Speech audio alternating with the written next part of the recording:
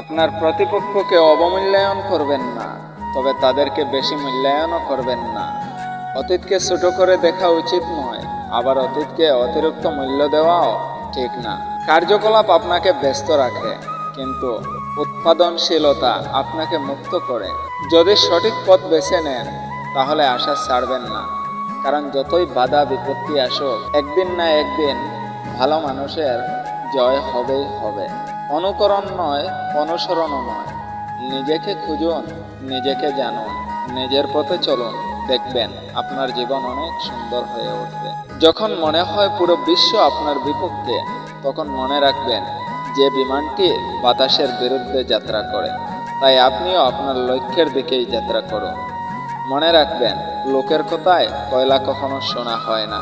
ভুল পথে হাঁটলে যেমন বারবার হোঁচট খেতে হয়, তেমনি ভুল মানুষের সাথে চললে বারবার টকতে হয়। কথাটা কিন্তু একদম বাস্তব।